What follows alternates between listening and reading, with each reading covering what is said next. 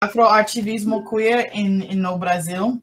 Então, estou pensando sobre a canone que já existe em Brasil nessa área, nas áreas feministas, queer no Brasil, e isso tem implicações bem profundas para a diáspora. Alguns exemplos desse pensamento que já existe são, por exemplo, conceitos de quilombismo literário de Tatiana Nascimento, teorizando tradução na diáspora, em que a Bruna Barros e Jéssica Oliveira estão fazendo trabalho nessa área, o conceito de solidão, e também o trabalho da Jurema Mombassa, que ela escreve muitas sobre sua ideia sobre corporalidade, decolonialidade no ensaio Cu Mestiço. Sim, pode falar um cu mestiço. Então, Tatiana Nascimento, tradutora de formação, ela é uma poeta, slammer, cantora e compositora brasileira negra que escreve, investiga e publica livros de autoras negras e LGBT. É cofundadora da Paideia Editora e é aquariana. Então, o conceito de quilombismo literário. Ela escreve, pois, quilombismo literário é essa distração, uma deriva profunda e leve, desorbital e propositada, momento em que sentimos poesia preta, LGBTQ+, mas não tendo que ser apenas pau-pau. Ela é sobrepor de estrelas, tecendo nosso futuro da fricção de galáxias. E essa lição, assim como a dissidência sexual preta na diáspora, é tecnológica, ancestral, afrofuturista. O conceito quilombismo, a forma em que eu estou usando também em meu trabalho, é um conceito que pode ser usado em uma forma mais ampla, além de um conceito literário. Quilombismo, para mim, é um espaço, é uma intervenção nas questões de saberes, de ser, de como desafiar com a colonialidade de ser e não reduzir a vida negra, a experiência afrodiaspórica, a sofrimento, a dor, a morte. Para mim, o trabalho dele é uma resposta a afropessimismo. E no afropessimismo, eles colocam que a pessoa negra, que a gente mora em um mundo antinegro, e que nesse mundo, em termos ontológicos, a pessoa negra sempre está colocada na posição de ser escravo. E essa ideia de ser humano, parte da sociedade, isso é uma ilusão que nunca vai ser possível para a gente na construção da pessoa, do ser humano, como existe agora. Mas tem muitas pessoas que eu acho que isso é uma proposta interessante no afropessimismo, no sentido que eles estão apresentando uma análise da epistemologia ocidental eurocêntrica. Mas eu acho que muitas pessoas acham que isso indica que a pessoa, que eles estão tentando dizer que isso é só a única opção. Mas isso não é a proposta deles. Eles só estão apresentando uma atenção para o problema que existe em termos de como podemos pensar sobre liberação e quais são as possibilidades. Quilombismo, que é uma teoria que vem das experiências do povo sexo-dissidente, gênero-dissidente, o povo LGBTQ+, negra ou afrodiaspórico, para teorizar liberação. Essa teoria é bem importante porque começa onde afropessimismo termina, no sentido que nós estamos pensando sobre a teoria eurocêntrica e não precisamos dessa teoria para pensar sobre nossa liberação como seres humanos, como povo negro, afrodescendente, que a gente já tem nossas raízes, nossas possibilidades que vêm desde nossa experiência e de nossa ancestralidade também. E esse pensamento está apresentada, essa forma de pensar em um outro mundo, está presente em áreas como afrofuturismo, na literatura, e propõe possibilidades que são lindas, sabe? Que vamos pensar sobre outras possibilidades além de dor e morte. Isso é importante porque a base da situação do povo negro, do povo afrodiaspórico, vem desde a experiência da mulher preta, o corpo da mulher negra, em alguns sentidos, literalmente. Vou falar sobre isso no próximo parte da apresentação. Bom, a produção da teoria queer, não-normativa, gênero-dissidente, sexo-dissidente no Brasil.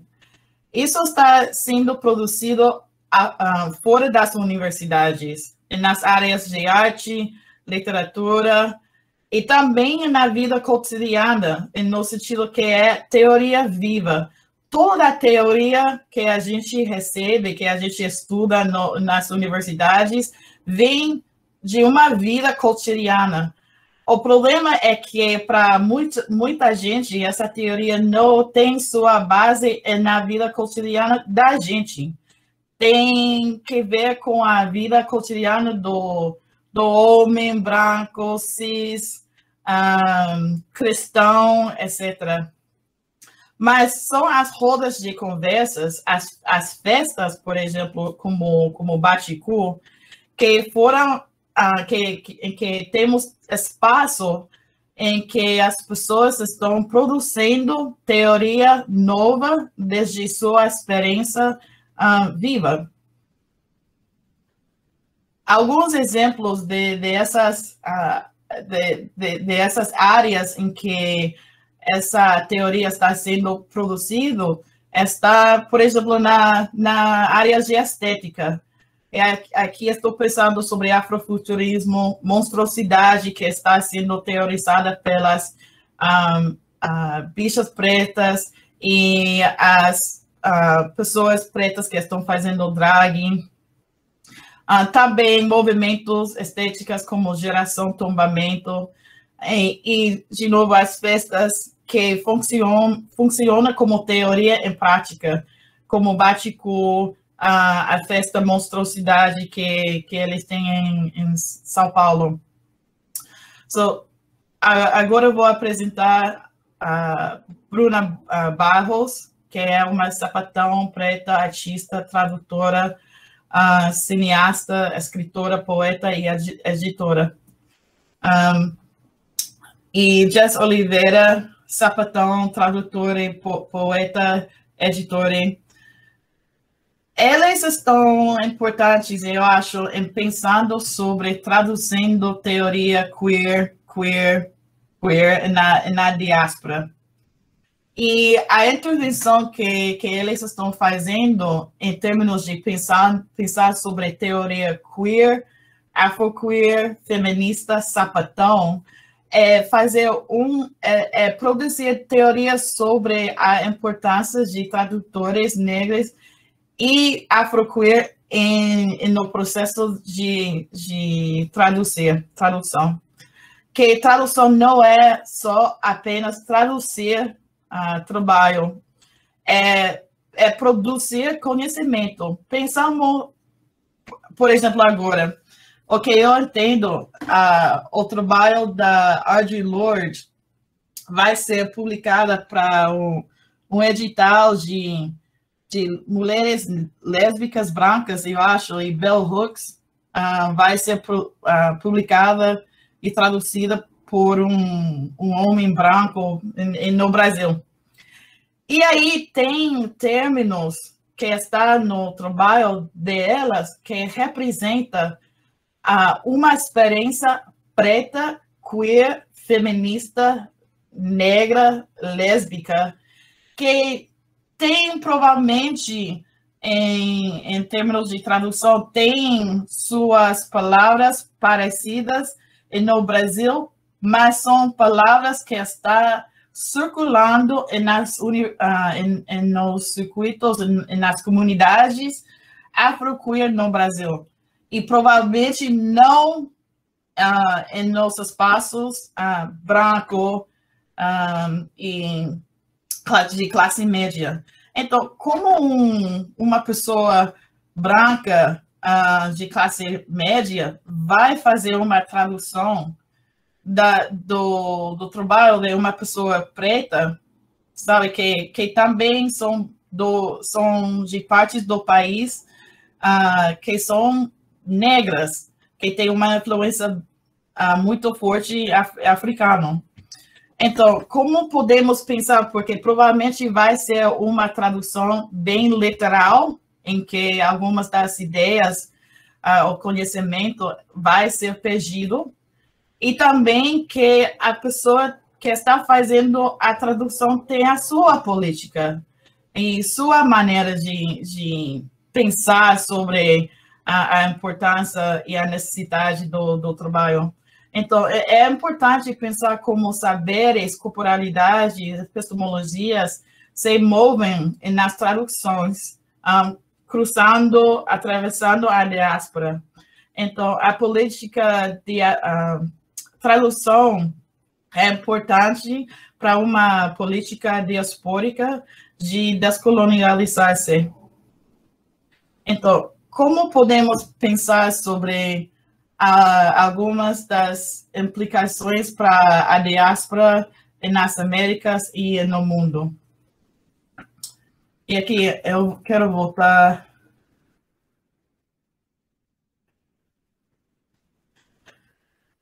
Ok. Tem, por exemplo, a socióloga Mignon Moore, que é uma mulher preta, lésbica, é uma professora titular na Colômbia, na Universidade de Colômbia, em Nova York. E por os últimos 10 anos, 15 anos, ela estava fazendo teoria sobre as diferentes identidades em termos de gênero que as mulheres ou as pessoas classificadas como mulher ou feminina quando nasceram, que a gente temos diferentes formas de entender nosso gênero e formas de ser.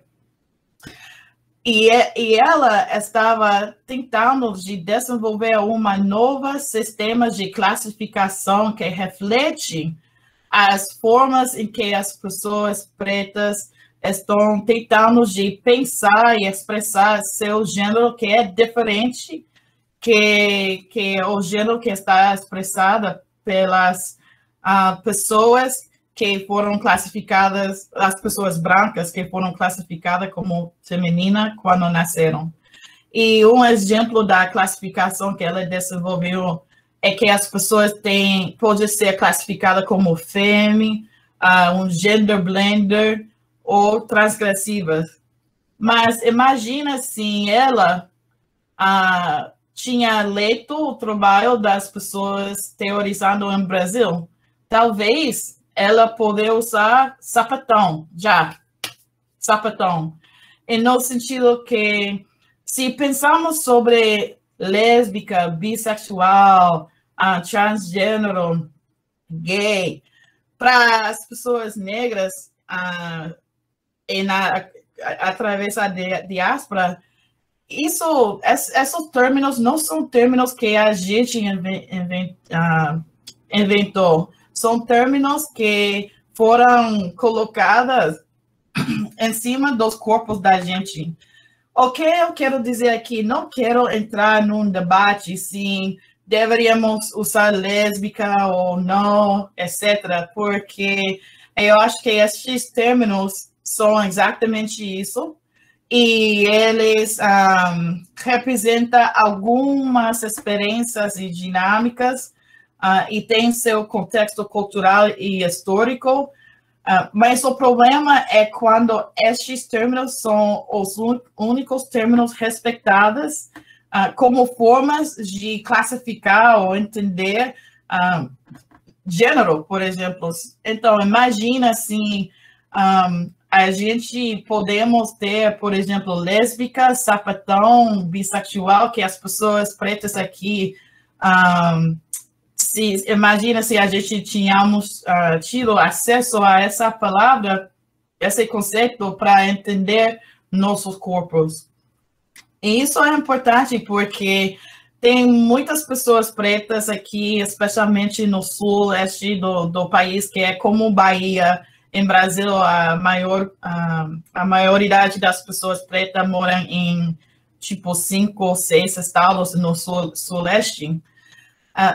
Que a gente tínhamos nossas formas de nos chamar em termos queer, mas com o tempo a gente não usamos essas palavras porque o sentido que a gente tem, ou expressa, o sentimento que a gente expressa com essas palavras, são palavras em inglês, e então a forma em que essas palavras são entendidas em nossos Estados Unidos, por exemplo, em geral, as pessoas brancas não entendem que a gente estamos tentando de expressar uma outra forma de ser com as palavras que são as mesmas palavras que eles usam. Então, por exemplo, a palavra sissy, que é uma palavra que as pessoas usam aqui, é uma palavra em inglês. Mas quando a gente preta usa a palavra sissy, é mais no sentido de uma bicha preta. Mas as pessoas brancas acham que quando a gente usa a palavra sissy, estamos dizendo outra coisa.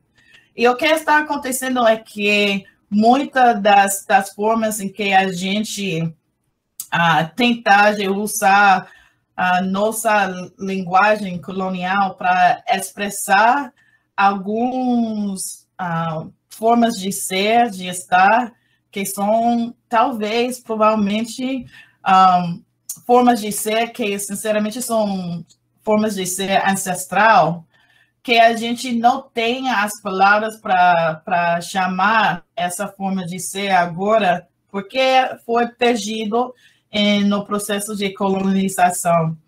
E imagina se Billy Porter pode dizer, eu sou uma bicha preta, sabe? Que isso é um termo que significa essa. E também eu coloquei aqui uma imagem do livro de Laura Matori, que é uma foto que ele fez, que ele chama Esposos de Xangô, e está na Nigéria. Ele estava numa cerimônia em que ainda tem alguns de essas formas de entender corpo, não sei se podemos dizer gênero, que ainda existe essas formas de entender, que são formas de entender pré-colonial. Então, talvez a bicha preta, por exemplo, é uma reflexão dessa conexão africana de entender corporalidade em uma outra forma, e talvez a gente podemos usar gênero ou talvez outra palavra. Eu adoro o trabalho da Meg Rayada, que está fazendo esse trabalho, que está fazendo essa arquivo, arqueology, de pensar sobre as conexões diaspóricas. Ok, eu entendo, ela vai fazer um trabalho aqui no suleste dos Estados Unidos também, em que ela vai analisar, porque essa área é uma área bem afrodescendente em termos da cultura, etc. E que ela está fazendo essa análise diaspórica sobre travesti. E se pensarmos sobre artistas como Big Freedia, e, bom, voltando para o trabalho da Maggie, ela colocou um dos artigos dela que ela acha que talvez travesti é pode refletir um gênero, se podemos chamar essa gênero, que já existia por muito tempo no Brasil e que tem suas conexões com a África. E ela deu o exemplo de uma pessoa que foi classificada como homem e o Estado pediu para essa pessoa começar a vestir como um homem, porque ela estava vestindo como uma mulher. E ela respondeu, eu vou continuar vestindo como as mulheres se vestem lá na Angola. Obrigada, não vou mudar. Mas se a gente pensarmos sobre Big Freedia e Miss Marsha P., que era uma das fundadoras do movimento contemporâneo queer aqui nos Estados Unidos, as duas sempre falaram assim, não sou uma mulher, não sou um homem, sou uma outra coisa, mas eu não sei como explicar. Bom, talvez a palavra travesti pode ser interessante e útil para ela expressar, ter uma forma de chamar o gênero delas. E aqui só para dar um exemplo do trabalho da Big Freedia, vou mostrar um vídeo dela. Espera aí.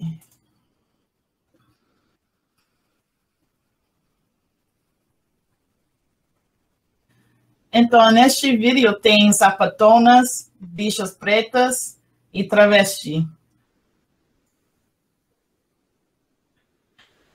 E eu acho que tem essas, não sei se ressonâncias é a palavra, essas conexões que já as pessoas que estão fazendo teoria através da diáspora estão fazendo.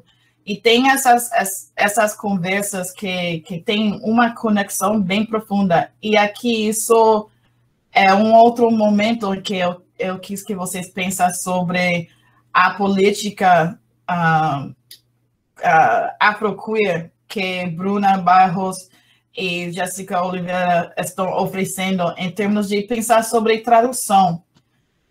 Por exemplo, Hortense Spillers, que é uma mulher preta afro-estadunidense do sudeste do país, e ela escreveu um artigo bem importante aqui, em que ela pensou sobre o processo de escravidão, de sair da África, como um processo de colocar um gênero em cima dos corpos das pessoas pretas, dos africanos, e durante o movimento cruzando o mar, esses corpos entraram em um processo em que os poderes coloniais tiraram este gênero.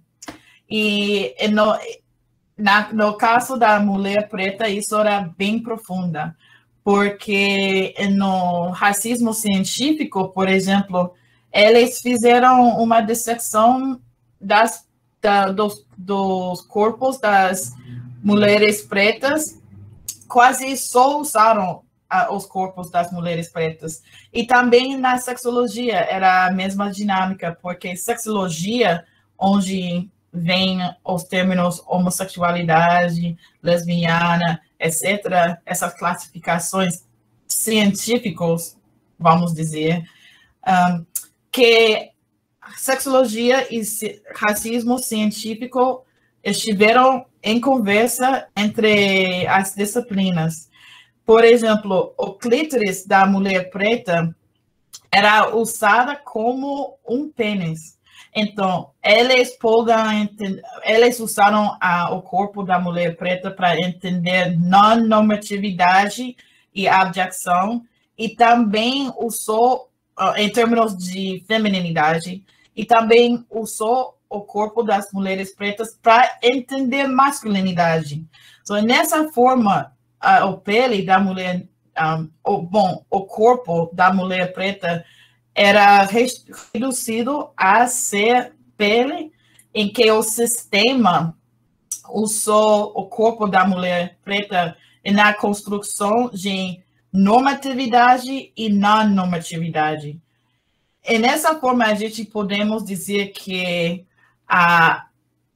o primeiro sujeito queer que entrou na ontologia ocidental contemporânea é o sujeito feminina preta, a mulher preta. Bom, Hortense Phillips faz teoria sobre esse processo. C. Riley Norton, em teorizando sobre a história de pessoas trans pretas, também repensou como ele fez essa pergunta: como podemos pensar sobre as experiências de ser trans para as pessoas pretas quando as pessoas pretas não tinham direito a ter um gênero, porque gênero era reservado para os seres humanos e as pessoas negras não eram classificadas como seres humanos.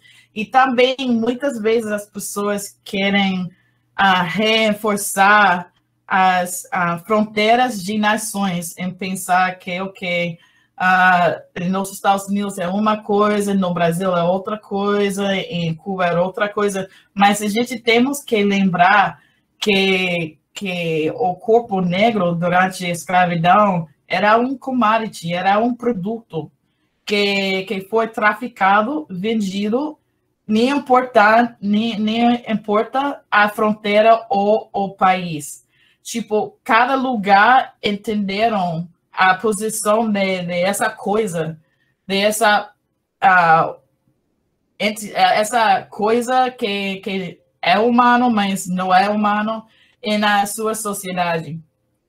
Então, tem pessoas no Brasil também que estão já fazendo essa teoria, e no meu trabalho eu estou colocando todas essas pessoas em conversa entre eles. A Michele Mattiusi faz teoria sobre pele e corporalidade e esse processo de ver a produtividade do pele da mulher, do corpo preta, feminina, e pensando sobre isso num processo decolonial.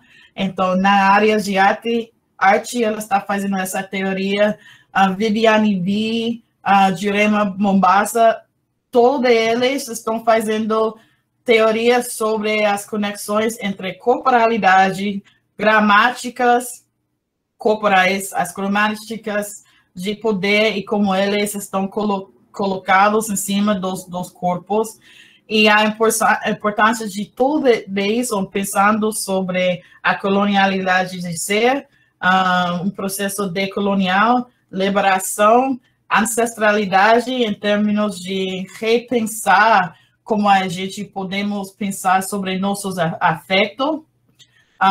Jesse Hipólito também está fazendo esse trabalho em sua blog Gorda e Sapatão, e ela é importante em pensar sobre Fast Studies, e também ela é uma pessoa bem interessante para mim, porque o que eu entendo, ela é uma pessoa central no desenvolvimento de Fast Studies no Brasil, mas é uma mulher preta, sapatão, que está desenvolvendo ou pensando sobre essas questões.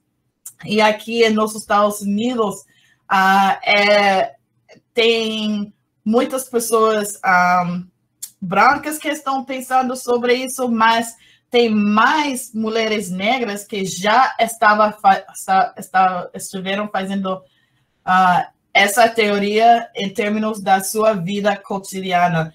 E para mim é muito bom, é interessante que tem uma mulher preta que está fazendo essa teoria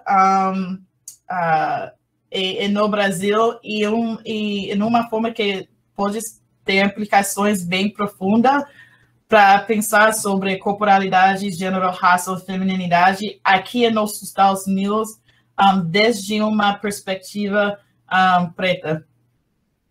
E vocês conhecem, eu acho, o trabalho de Orunke Oyewumi, nigeriana, que escreve sobre as classificações de corpo na cultura Yoruba pré-colonial, e ela desafia a biológica eurocentrada do gênero. Tem Sylvia Winter, que é jamaicana, e ela é uma pessoa central no desenvolvimento da teoria sobre a colonialidade de ser. E é ela que escreveu muito pensando sobre a relação entre a conquista, masculinidade, o corpo negro e também a relação de religião e muitas coisas como isso faz a construção de corpos em humanos e não humanos. Então, eu acho que o que eu estou pensando no meu trabalho agora é repensando o Sul-Sul, no sentido de desafiar com a lógica da nação-estado. Se vamos fazer enfocar na diáspora negra e pensar sobre essas teorias que estão sendo produzidas através da diáspora, é importante de pensar além da fronteira de nação-estado, porque o começo da subjetividade da gente começou sem uma nacionalidade, sabe? Porque a gente não esteve reconhecido como pessoas. E como é importante de deixar de usar perspectivas eurocentradas para nos definir e entender nossas subjetividades e as possibilidades pelo futuro. Porque já no caso de Brasil, por exemplo, já tem um canone de pensamento afroqueer, feminista no Brasil, e também na diáspora nas Américas. E nesse sentido, não precisamos mais de Foucault.